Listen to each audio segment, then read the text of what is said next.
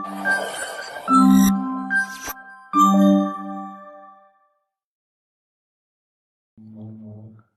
Everyone and welcome to this channel. तो आज हम लोग करने वाले हैं एनालॉग इलेक्ट्रॉनिक्स 1 में हमारा अगला topic that is harmonic and crossover distortion. तो सबसे पहले अगर हम बात करें हार्मोनिक डिस्टॉर्शन की, तो let us say we have an amplifier which operates in the non linear region and अगर हम लोग यहाँ पे कोई भी साइनसॉइडल इनपुट पास करते हैं तो हमें आउटपुट में नॉन साइनसॉइडल वेव मिलेगा।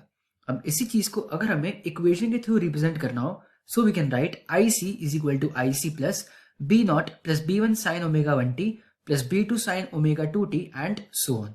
अब ये जो आईसी है तो कैसे आता है, तो अगर हमारे पास ये एम्पलीफायर है जहां पे हमारा एसी एनालिसिस नहीं होता एंड वहां पे हम लोग डीसी बायसिंग करते हैं, तो उस डीसी बायसिंग की वजह से जो भी करंट प्रोड्यूस होता है वो ये आईसी टेक प्लेस करता है।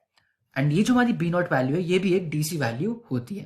एंड इसके अलावा ये सारे हमारे हार्मोनिक्स होते हैं जो हमें पता है that we can deal with the help of Fourier series.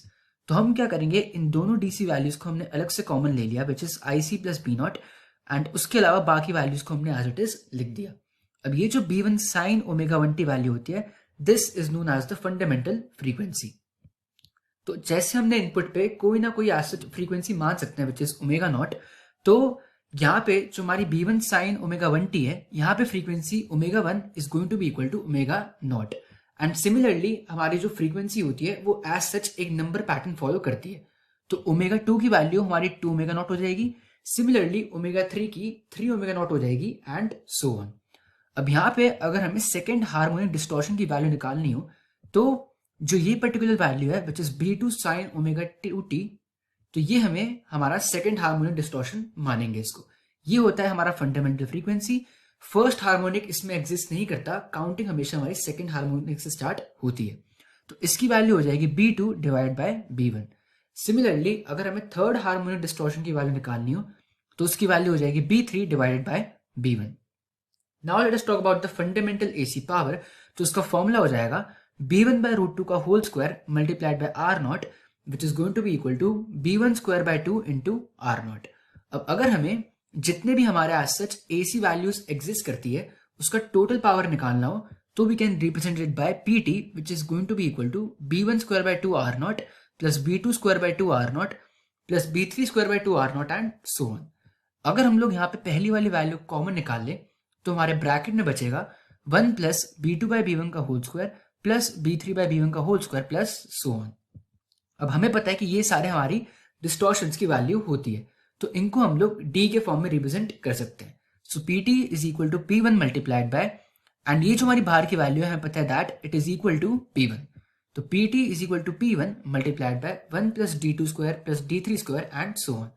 And अगर हम लोग यहाँ पे D is equal to square root of D two square plus D three square and so on मान ले, तो इस पूरे फॉर्मूले को हम लोग लिख सकते हैं P T is equal to P one multiplied by one plus D square. तो ये हमारे पास फॉर्मूला आ गया फॉर द टोटल पावर जितने भी हमारे यहाँ पे एसी टर्म्स एग्जिस्ट करते हैं। Now let us talk about crossover distortion. तो उससे पहले हमें कुछ बेसिक्स देखने पड़ेंगे। So if we have NPN transistor and हमें पता है कि we have are two junctions which is the emitter based junction and the collector based junction, and यहाँ पे हम लोग सिलिकॉन डायोड यूज कर रहे हैं। So if the input voltage is greater than equal to 0.7 volt then the emitter based junction is forward bias. वहीं पे अगर हमारा input voltage is less than the 0.7 volt then the emitter based junction is reversed bias। अभी एक और case, अगर हमारे पास PNP transistor हो तो उस केस में if the input voltage is less than minus 0.7 volt then our emitter based junction is forward biased, and अगर हमारा input voltage is greater than minus 0.7 volt then our emitter based junction is reverse bias। तो इसका मतलब क्या होगा कि अगर हमारा इनपुट वोल्टेज माइनस 0.7 से लेके 0.7 के बीच में लाई करेगा then the emitter based junction will lie in the reverse bias, and common based junction को हम लोग वैसे भी नॉर्मली रिवर्स बायस रखते हैं। तो उस केस में क्या होगा, हमारा जो एम्पलीफायर है that is going to operate in the cut off region and हमें कोई भी आउटपुट नहीं मिलेगा। तो इसी चीज को हम लोग डेड जोन बोलते हैं। So the range of input voltage for which the output is zero is known as the dead zone. अब इसी चीज को अगर हमें ग्राफिकल समझना हो तो यहाँ पे हमने आज सच हमारा इनपुट वेव बनाया हुआ है, एंड अभी हमने देखा है दैट अगर हमारा इनपुट वोल्टेज माइनस 0.7 से 0.7 के बीच में लाई करेगा तो आउटपुट जीरो आएगा। तो सबसे पहले इनपुट में हम लोग वही पॉइंट्स मार्क कर लेते हैं जहां पे हमारा इनपुट वोल्टेज इस पर्टिकुलर रेंज में लाई कर रहे हैं।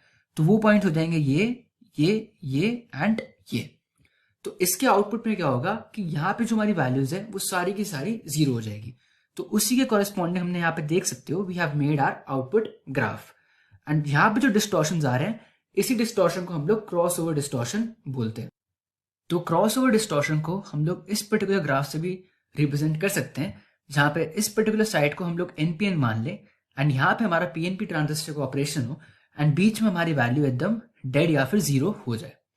एंड ये जो हमारी क्रॉस ओवर डिस्टॉर्शन होती है that is present in the class B amplifier. So that was all for this video and I will see you in the next one.